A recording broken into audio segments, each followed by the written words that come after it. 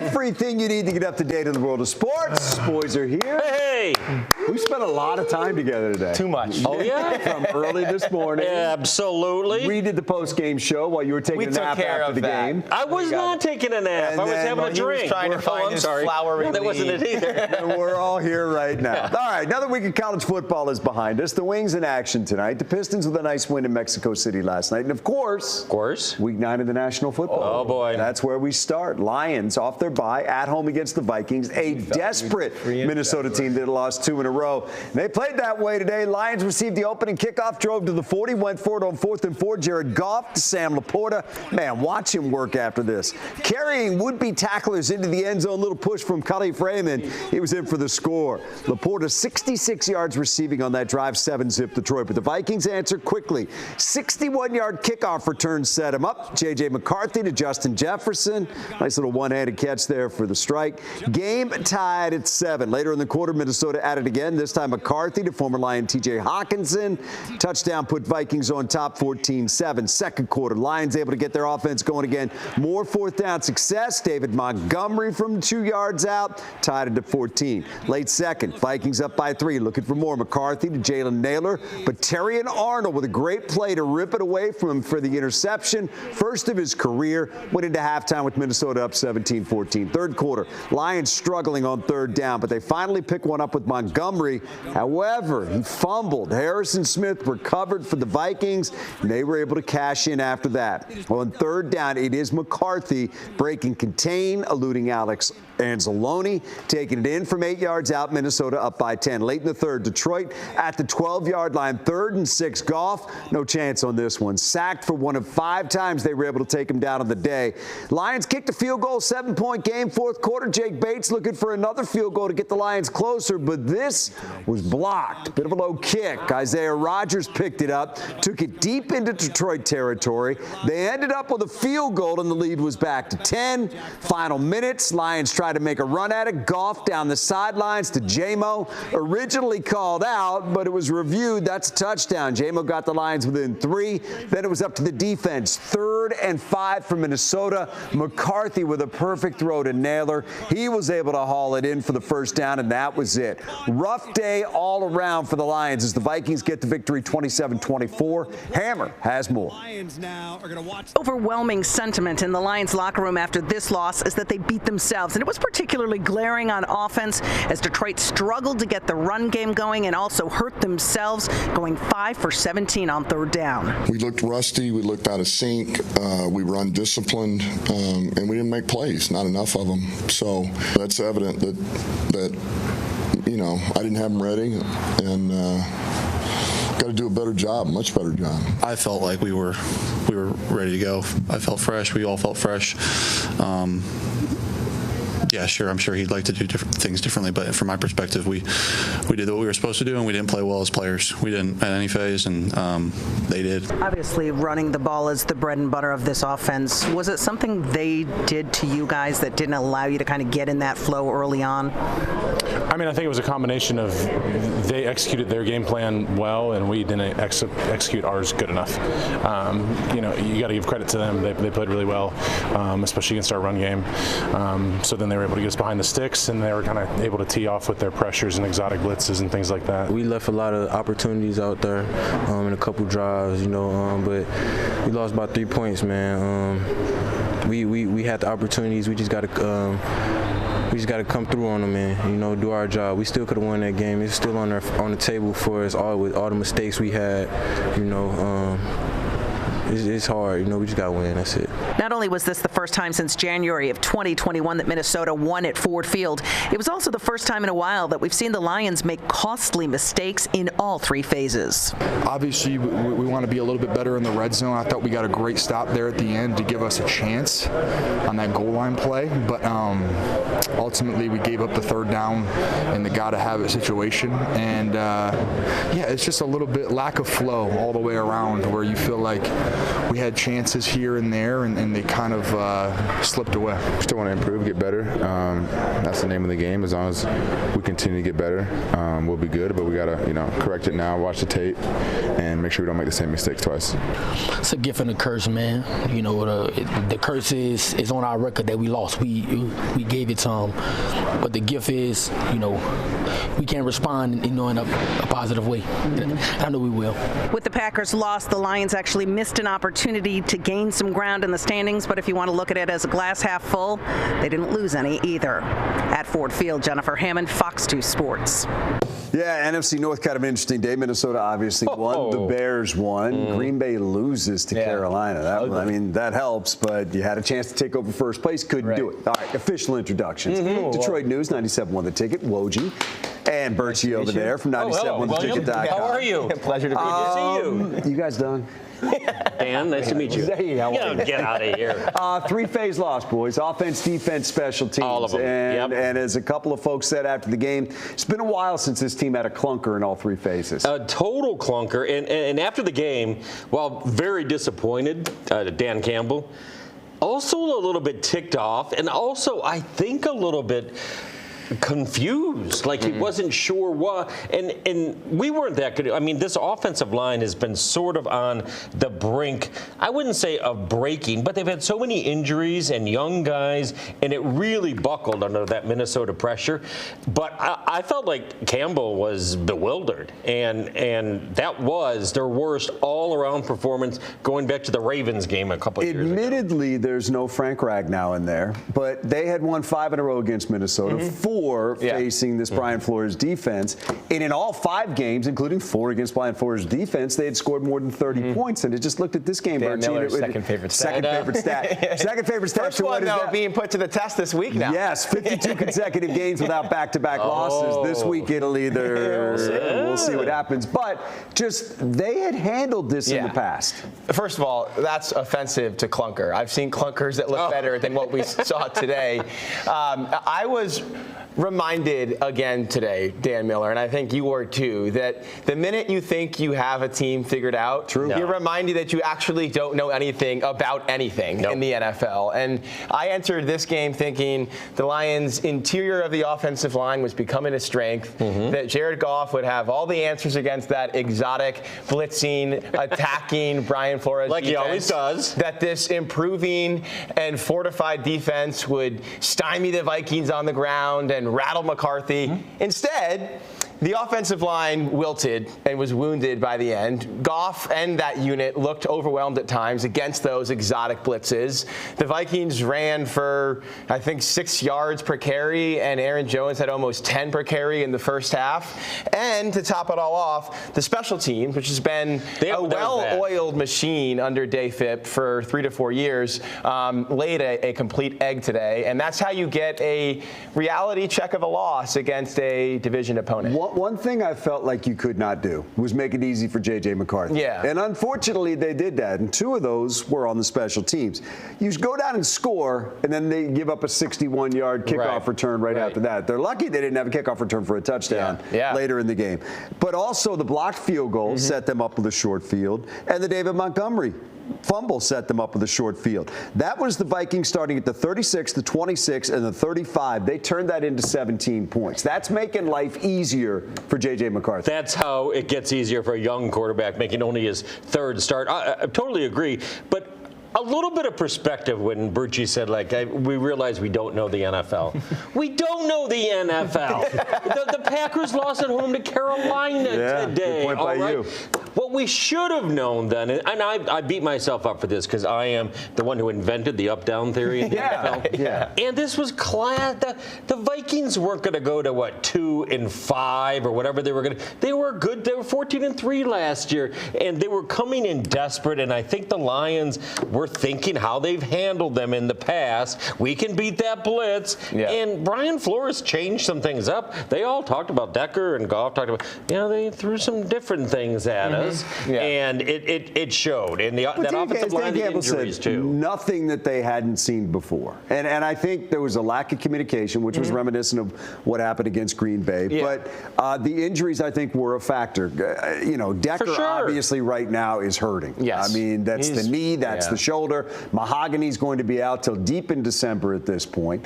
All 4 of the 5 offensive linemen needed medical treatment today. The only one who didn't get checked out by trainers or doctor at some point was Graham Glasgow. That's that we know of. Right. I mean, so this was a rough day all the way around. And listen, I don't want to take anything away from the Vikings. They showed up, went into that house, and beat them up. Yeah, and their 3 playmakers on the interior, Jonathan Allen, Jalen Redmond, and Javon Hargrave, had an outsized impact on this game. Those guys combined for all kinds of quarterback hits, and I mentioned it in the postgame show at the field while you were drinking upstairs.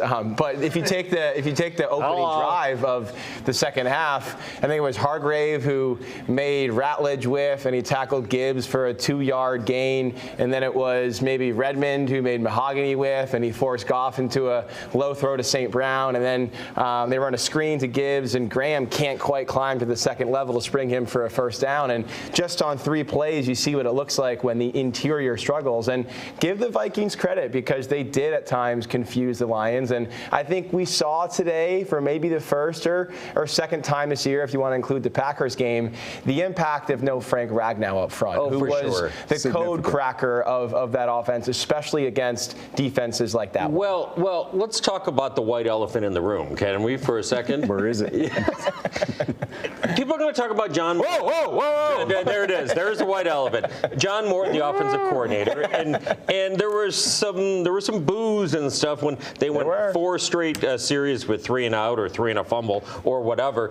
But here's the blessing and the curse of the Lions offense, I think. 4 of their first 7 drives were 3 and out. Right.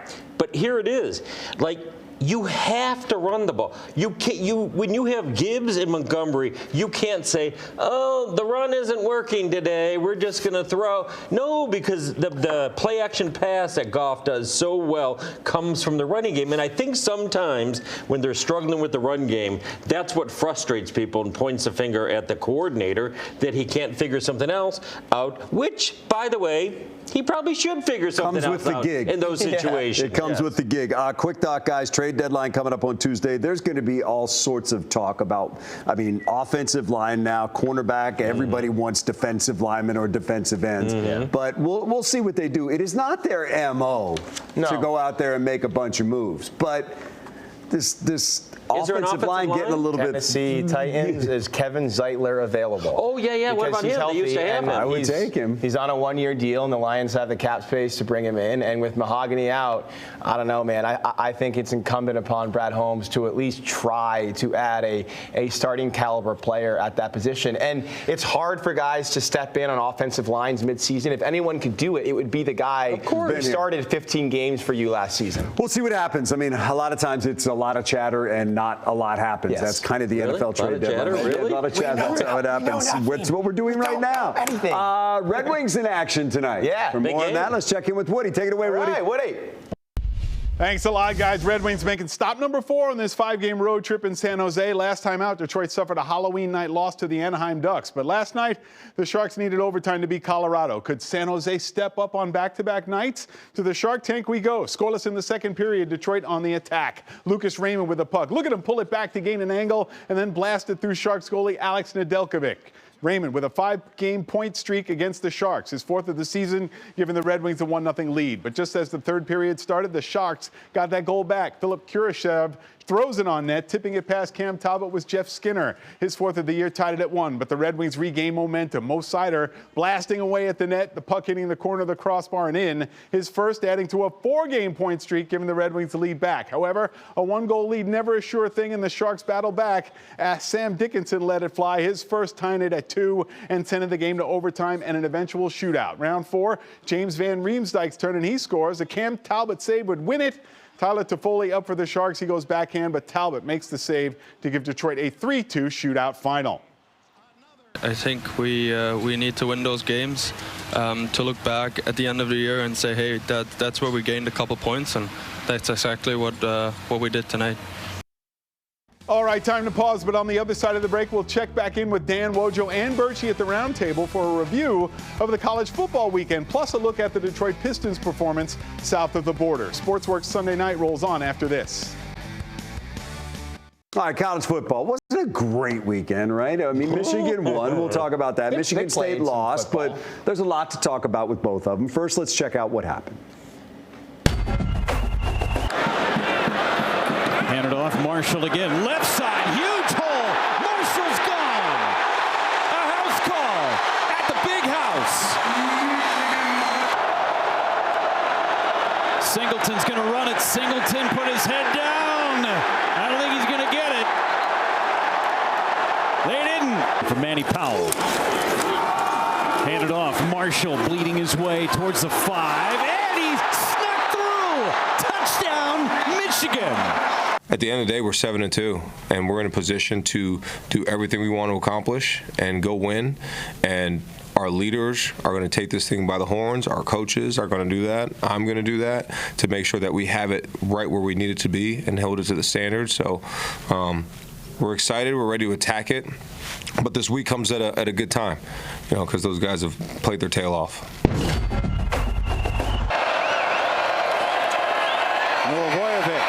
Pressure off the backside. He puts it up to Rodney Bullard, who's got the catch and space, and Michigan State has flipped this game. 71 yards. Milivojevic, he turns and gives to Tullis, and he's in. And Michigan State leads. Lindsey's got to sneak in, and he gets there. Standing tall and looking for the end zone. Out of the reach of Bullard, but a flag is down. Pass interference, defense number 14. After discussion, there is no foul for defensive pass interference. Wow! It's third down. Lindsey looking for it all for Blackington, and a flag comes in. And Joe Rossi hates it. Ejeboy behind Behrman. Lindsey rolling out. Gonna take it himself. He dives for the win. The mood's not great. It's tough. It's quiet. These guys put a lot into it, and they put a lot into those 3 hours we just spent out there. This thing's not easy. Not every call's going to go your way and things, and this is an emotional game. Those are the calls. All right, Michigan wins 21-16. Not exactly going to garner style points, but you don't have to. They needed to win. They posted it. Now they get a week off, and then it's on to the final three. But watching that game, yeah, that was ugly. What gave you pause? And well, obviously their offense and Bryce Underwood still struggling in the passing game, of course, but they lost their number one receiver during the game, McCauley, and Justice Haynes maybe out for the year, and whatever, injuries happen. Excuses. Right, against a team like Purdue, they should handle them more easily, but Michigan should just thank the Lord or thank whoever that they have Jordan Marshall. Because that guy carries 185 yards and carries all of it. And it's not like their offensive line has been dominant either. They're just scraping by, get through the bye week and see who they get healthy. And carries defenders sometimes. I mean, his third and final touchdown from 9 yards out, he plowed through 4 or 5 tackles to get in. And then on the game-clinching drive, when they melted the final 6 minutes off the clock, he runs, I think, 6 times for 50-plus yards and 3 key first downs. He was huge for them. But Underwood, underwhelmed. Fair enough. Again, I think for the season has largely been underwhelming. And he doesn't have a great cast of pass catchers, and that's a problem for them to solve in the offseason. But for them to have a legitimate chance, and they still do, to make the playoff, a.k.a. beat Ohio State, they will need more from their 5-star QB. Well, they'll need less, too. He can't throw interceptions, and he can't fumble the ball. And he hadn't been doing that until this game. And if they're going to beat Ohio State, he has to carry 37 times. Right? Yes, he does. Yes, he does. Less is more, kind of. Michigan State. Listen, Aiden Childs has not been good, and I'm certainly not sitting here saying that was the wrong move. But just in the span of a year plus what we've seen this season, the thought of him being benched last year I think would have shocked anybody, because I think he was tied at the hip to Jonathan Smith. And you felt like those two were going to make or break each other. And quite frankly, it felt like this kid was going to come on and he was going to make that head coach. But it hasn't happened, and you are where you are. And my 2025 brain just looked at it and said, okay, he's already in the portal. Well, probably. And if your coach is maybe going to be leaving, you might as well get yourself untied at the hip at some point. You know, and I don't give the coach untied him. I don't give Jonathan Smith that much credit for getting his team to play tough a little bit in that game. But that was the right move. Well, yeah, let's give Milivojevic credit because he threw for over 300 yards and had them in position. And certainly there is a questionable pass interference call that was picked up that went against Michigan State. Or they might have. That never happens. Listen, Childs is full of talent. I think we all know that. But it's amazing what happens when you're not playing Boston College's defense. That really was his best game this season, back when everything seemed possible for both him and the program and maybe even the coach during that 3-0 start that I think we all knew was bolstered and propped up by beating bad teams. But here Michigan State finds themselves where they found themselves 2 years ago, likely needing a new head coach and likely almost certainly needing a new quarterback. And Alessio, I'm not going to try to say his last name, but he played well, and maybe he's an answer. And if there's one layer now of interest to the season down the stretch is what can he do in their final 3 games? Right, with the receivers. From where Childs was last year when we were all anticipating at some point there would be a big step, it just never happened. Yeah. No, it really didn't. And but that's young quarterbacks, you know, and I guess I'm not surprised. But the fact that they at least still, I don't give Jonathan Smith job security any change from that game. No, even if they had beaten Minnesota, and to be honest, I think they deserved to beat Minnesota in that game. Watching that game, that second half, they kind of dominated it. But even if they had, I think his status is the same, and that being after the year. This is it right here, because it feels like it's just a flat line right now when you talk about Michigan State football. There's no excitement. Let me get to the Pistons.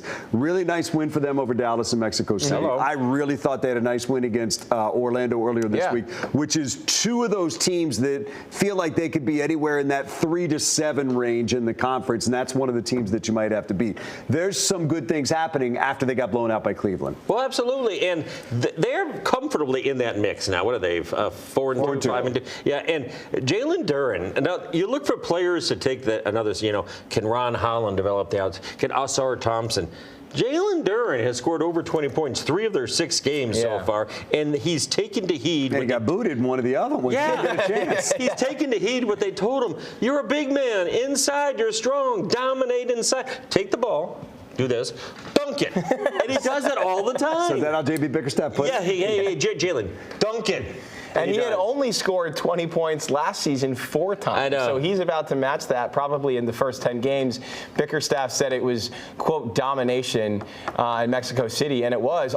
In a game with 2 #1 picks on the floor in Cade Cunningham and your boy from Duke, it was indisputably Jalen Duren who was the best player, career high 33. And by no mistake, it was Cade having a career high 18. When those two are working the pick and roll like they can, it can look pretty special on offense. And say this, they are fun to watch. They are, absolutely. They are a fun team to watch, and we haven't been able to say that for a long time. And I keep saying it because I turn it on and they're enjoyable to watch. And we don't even see them right now with maybe their most fun player to watch in Jaden Ivey. Impressive the way that Asar Thompson, as kind of the secondary ball handler in Ivey's absence, has stepped up in that role. Yeah, and he's the guy that, as you both have alluded to, there's certain guys on this team that have the ability to take a next step, and if they do, that's when the team can take the next step. They all do. Seriously, who does? They all have a chance to take another step. Even Duncan Robinson. Agreed with even you. Duncan Robinson, even Tobias Harris. Let me get to the World Series. Look, it was awesome. I mean, 7 games, man. That was a lot of fun. It was great baseball. It was edge of your seat stuff. But I always like to bring it back home. If you take the postseason as a whole, what do you think the Tigers would take from watching this? Now, obviously, they were in it right down to the 15th inning against Seattle. But if you look at the teams that advanced and look at your shortcomings, what would you? This is what I know what you're going to say. No. I know what you're going to say. Get one of those pitchers that can hit. No. This is those 3 home run ace pitchers. This is 100% what I would say. What the Tigers do, it's fine. You know, the chaos and everything. You got to get studs. You've got to get pitching studs and hitting studs. Hitting studs and pitching studs. Because it really does come down, like the guy that finished it off, Yamamoto. Yeah. Yamamoto. Yeah, whatever. What did I say? Something like that. I know you probably can't get him, okay, but that is what you need. And a bulldog like Skubal, I mean, if he goes longer than 6 innings some games, maybe you might want to.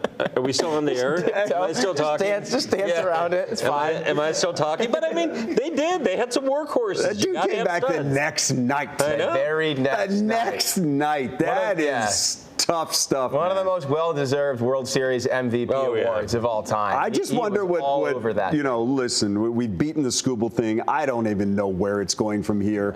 I mean, maybe their offer next time is $72 million over 4 years. I have no idea. But listen, I mean, it is a very difficult question that I'm glad I'm not the person that has to answer it. Yeah. If you either have to give him the money or trade him or keep him and make a run and then risk losing him for nothing, or get to the All-Star break and realize, hey, we're kind of in this thing. We might not be in this thing, but if we trade him, we're not going to be in this thing. I mean, there's no easy answers here. Can I offer a solution? I think 6 years, $300 million would be an offer that Tigers might be inclined to make because it doesn't commit you give him an out for 10 after years 2. And give him an out after 2, and might be an offer that Skubal is inclined to accept, at the very least entertain. And if he doesn't accept it, at least you have saved face with most of your fan base and other free agents who don't view you as a cheap team that's unwilling to spend the big bucks to win big. And apparently the Tigers and Birchie are $220 million. I know. And every time he pitches past the 6th inning, you give him another $10 million. Let me just say this, Dapper. I'm very happy for the long-suffering Los Angeles Dodgers. Oh, my gosh. Yeah. He deserves it. They spend so much To be able to do that on that budget, I mean, give them some credit. You talk about efficiency. They had some tough choices to make as to who to sign and who not to sign. Do we get Yamamoto or Yamamoto and Sasaki? Can you help us get them both? Help us pay the luxury tax, please. More bread, please. Take a break. Come right back. Woody's got the rest of the day in sports. These guys will be back too. The luxury tax. To Phoenix for the 2025 NASCAR Championship. Denny Hamlin had the pole, but could he make it to victory lane for the first time in his 20th full season? He might have, especially since he had the lead with 3 laps to go, but William Byron got a flat tire and hit the wall to bring out the caution. Hamlin got 4 fresh tires on pit road, putting him 10th for the restart, but Kyle Larson only got 2 tires, putting him 5th in line for the 2-lap sprint to the finish, and that spelled doom for Denny. Now, Ryan Blaney won the race, but Larson finished 3rd to take the Cup title, the 2nd of his career. Denny Hamlin and his Joe Gibbs Racing team stunned after his 6th place finish after starting from the pole and leading for 208 of the 317 laps. Kyle Larson was almost speechless after the crazy circumstances that gave him the title. I don't know. I mean, did anybody in here think that we had a shot? Like, I definitely, like Cliff was saying, we weren't dead, but we were pretty close. Never did I feel like I had it. But when I was honestly surprised people had stayed out. I thought I was going to line up on the front row with Ryan, and I was like, okay, this is going to be good. He's going to choose the bottom. I know what to expect in the one with grip. And then when they said, a few of them stayed out, I was like, oh no, this is not good. We did what we had to do to win the championship, and just insane circumstances to get us to this point.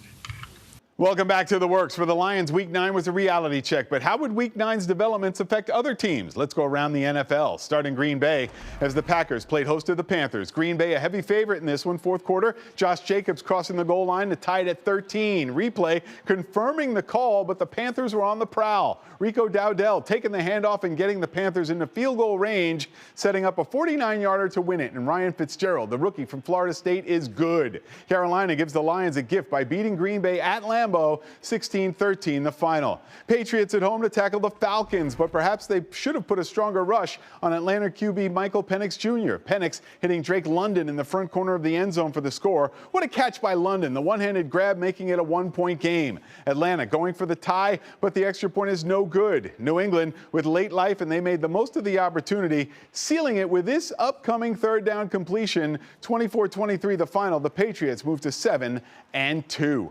A packed house in Buffalo as the Bills took on Patrick Mahomes and the Chiefs. The Bills have a way of taking down Kansas City in the regular season, and they were at it again. Trailing 28-21, this Hail Mary failed, giving the Bills the 7-point victory. The Chiefs are now 5-4 on the season. Jacksonville rolling the dice in overtime against the Raiders. This one went back and forth, but with the game tied at 23, Jags QB Trevor Lawrence called his own number and pushed his way into the end zone. Jacksonville with the lead, but Geno Smith led Vegas. This strike putting the Raiders in position to tie it or win it with a 2-point conversion. The Raiders went for option B, and that was a mistake as the pass was blocked at the line. Jacksonville wins it 30-29, the final in overtime. The Rams at home to take on the Saints. Matthew Stafford with his touchdown pass to Devontae Adams, his second of the day, giving the Rams a big lead, and they added on via the ground game. Look at Kyron Williams stepping up here with the score. LA goes on to win it 34-10, the final over the Saints. Now stay right there. When we come back, we'll recap the loss, the Lions loss to the Vikings.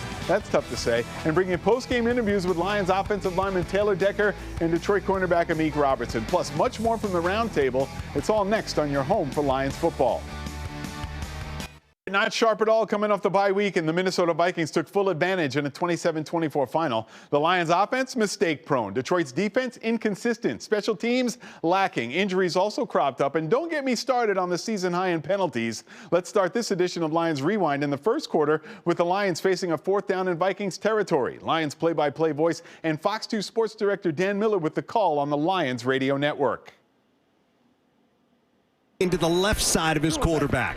Jared's got it, wants to throw on 4th down, does, middle, got it complete, Laporta, 20, Laporta, 15, spinning at the 10, fighting at the 5, still going at the 3, to the 2, to the 1, to the end zone, touchdown Detroit Lions, Sam Laporta giving out rides for free, carrying Vikings into the end zone. McCarthy out of the gun, takes, wants to throw, does right side, wants Jefferson, one-handed grab, got it, touchdown.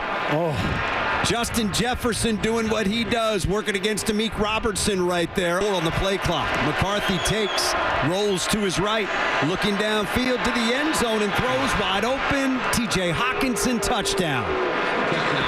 Is now on 2nd and 9 from the Minnesota 24. Goff in trouble, slips that. Now he throws left side. He is caught. Slipping away from the tackle is Demo. Down to the 20. Demo 15. Still fighting down to the 12 and down to the 10-yard line. He was it. Montgomery running up the middle and right in. Touchdown, Lions. McCarthy, long count, play clock at 1. Gets it. McCarthy back. Pressure comes. McCarthy is taken down. Jack Campbell took him down. Just drove that time the running back, Jordan Mason, back into McCarthy and took him down for the sack. There's the snap. He's back and looking on 3rd down. McCarthy steps into a throw. It is in and out of the hands of his intended receiver. Lions are claiming they came up with it. Terry and Arnold had simultaneous possession. The ruling on the field is an interception by Detroit. There it is. Interception, Detroit Lions football. The first career interception for Terry and Arnold. And standing on the 2-yard line to our left, they toss it to Montgomery, who bobbles it. It's got a blocker out to the 10 to the 15. Oh, he lost the football. It's free on the ground, and the Vikings pick it up. It is picked up by Minnesota's Harrison Smith, who is taken down at the 35-yard line. McCarthy leans in. There's the snap. McCarthy back, looking, flushed out to his right, rolling, still looking. He's got room to the end zone. Touchdown, Vikings. J.J. McCarthy made it happen with his legs that time. 3rd and 5 for the Lions. Goff's got it back, looking. Pressure comes, and he's going to get engulfed and sacked. Eric Wilson, who's had himself a game. But you're right. I think a lot of it, Lomas, has just come from Jared just being uneasy today. Spot down kick on the way for Jake Bates. It is blocked and picked up by the Vikings, coming back the other way down the right sideline. Isaiah Rodgers inside the 30, and he's shoved out of bounds by Jack Fox. 2 minutes to go. They're down by 10. Goff back, Goff lofting left side. Wants J-Mo inside the 10. Makes the grab into the end zone. Did he score? The ruling has been changed to a touchdown. Yes, there it is. So it is a touchdown. McCarthy's going to work out of the gun. The Lions show 5 across that defensive front. McCarthy leans in on 3rd down. He's got it. He wants to throw. McCarthy back, throws right side. It is for Naylor. It is caught. It's a 1st down at the 45-yard line as he beat Arthur Millette on the play. And the Lions now are going to watch that clock run, and there's nothing they can do about it with only 1 timeout left. And they're just getting So Detroit stumbles out of the bye. Definitely not the look and feel that the players and coaches wanted to see. Let's go back into the Detroit locker room for more reaction to the 27-24 loss. Fox News' Jennifer Hammond standing by with Detroit offensive lineman Taylor Decker. Taylor, give me a sense just where you think this game went so wrong for you guys up front. It seemed like they were able to push you guys around quite a bit today. Yeah, Flores is known to bring a lot of blitzes, exotic blitzes, zero at any time. It's hard for me to say right now, but obviously that was effective. I didn't see where the breakdown was necessarily because I was, just doing my thing on the edge. But yeah, we clearly didn't execute well enough and pick up their pressures.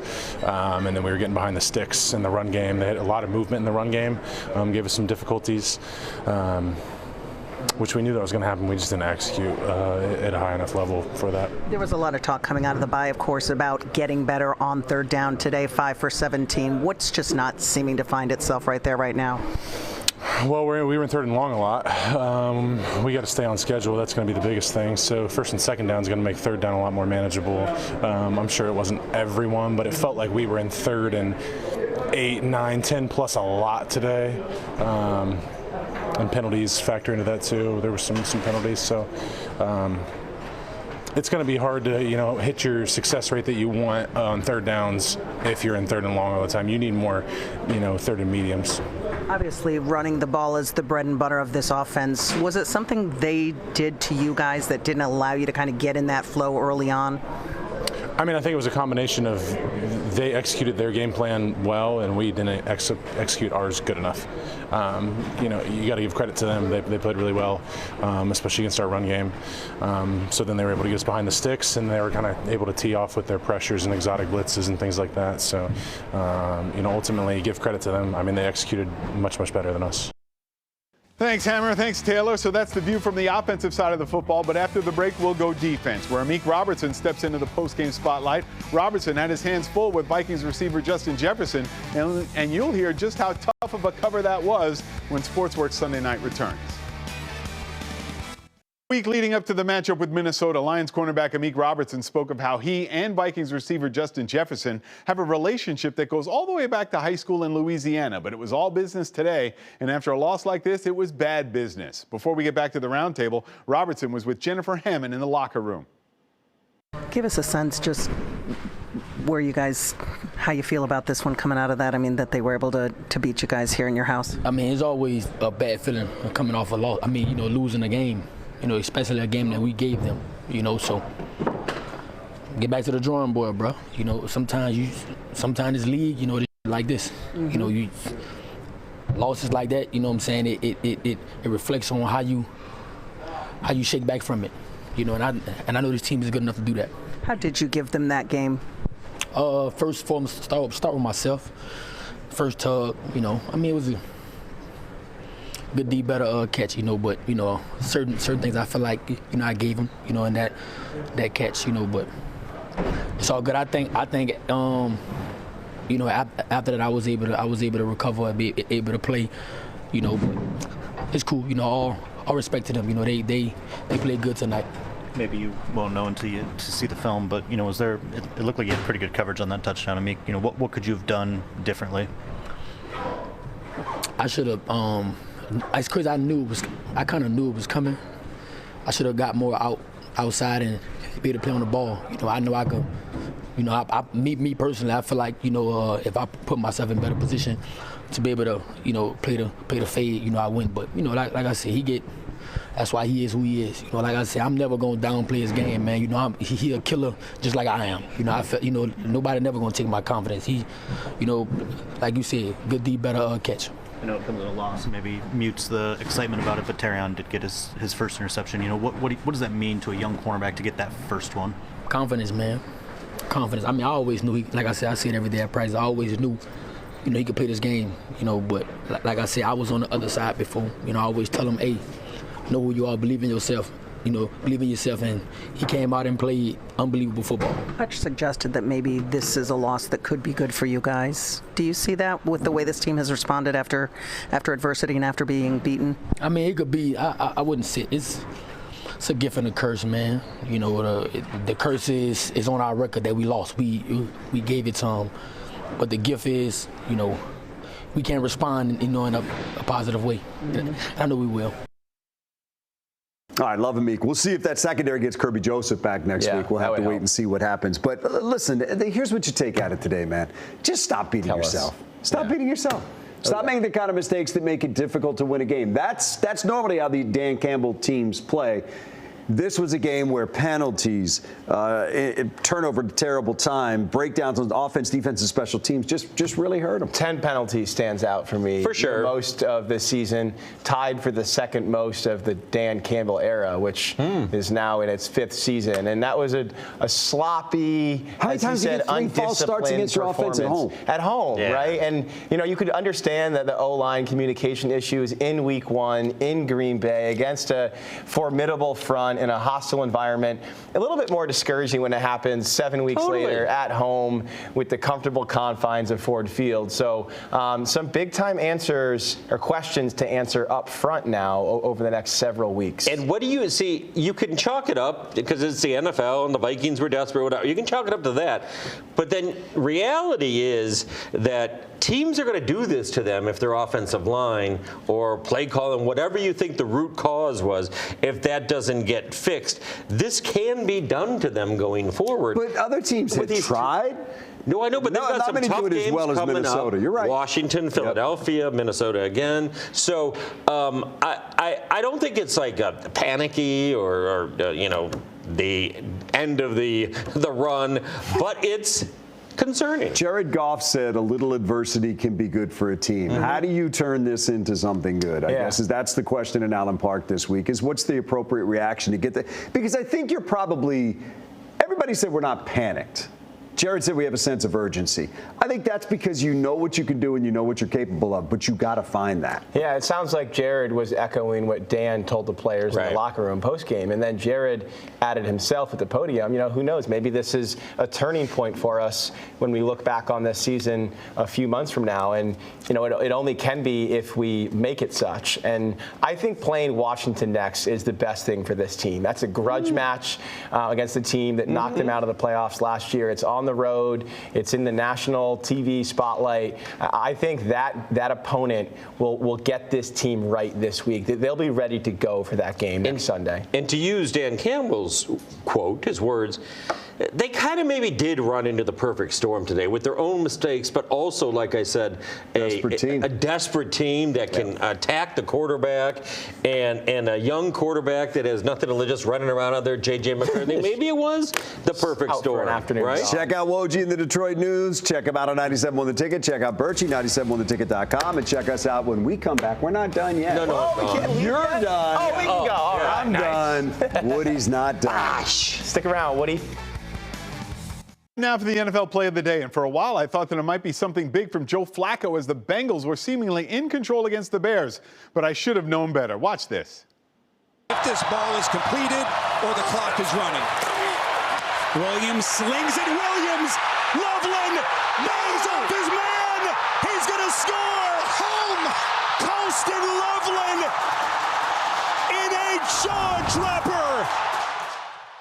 Unbelievable. Colston Loveland takes that Caleb Williams pass 53 yards to the house. That gave the Bears a come-from-behind win, allowing Chicago to keep pace in the NFC North, and it also took the top spot for our NFL play of the day. Thanks to the Cincinnati Bengals for their lack of help in the NFC North. That wraps up this Sunday night. I'm Woody Woodard. Thanks for tuning in. TMZ Weekend is next right here on Fox 2.